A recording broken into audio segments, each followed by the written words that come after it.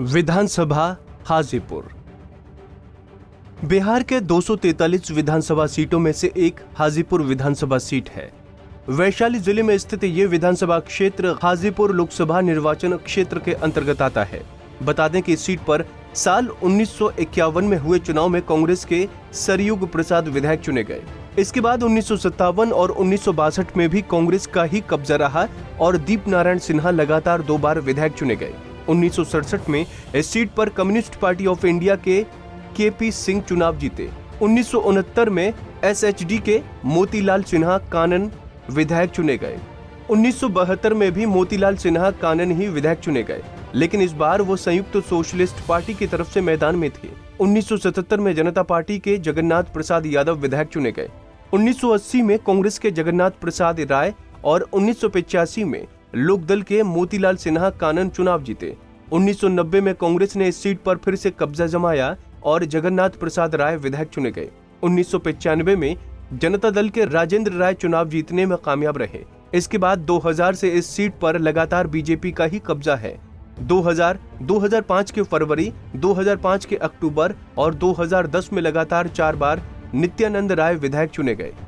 नित्यानंद राय के सांसद चुने जाने के बाद 2014 में हुए उपचुनाव में अवधेश सिंह चुनाव जीते। इसके बाद 2015 में भी इस सीट को अवधेश सिंह ने ही अपने नाम किया।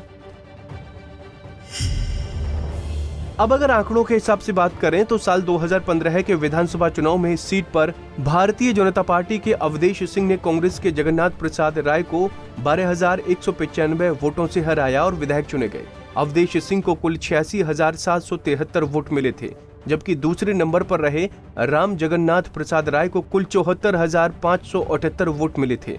तो वहीं तीसरे स्थान पर रहे निर्दलीय संतोष कानन को कुल 3,542 वोट मिले थे।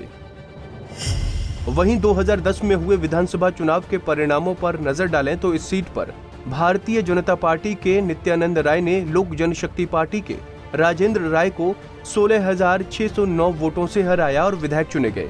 नित्यानंद राय को कुल 55,315 वोट मिले थे, जबकि दूसरे नंबर पर रहे राजेंद्र राय को कुल 38,706 वोट मिले थे।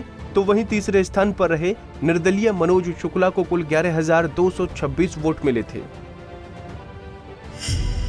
वहीं 2005 में हुए विधानसभा चुनाव के परिणामों पर नजर डालें तो इस सीट पर भारतीय जनता पार्टी के नित्यानंद राय ने राष्ट्रीय जनता दल के राजेंद्र राय को 15,258 वोटों से हराया और विधायक चुने गए।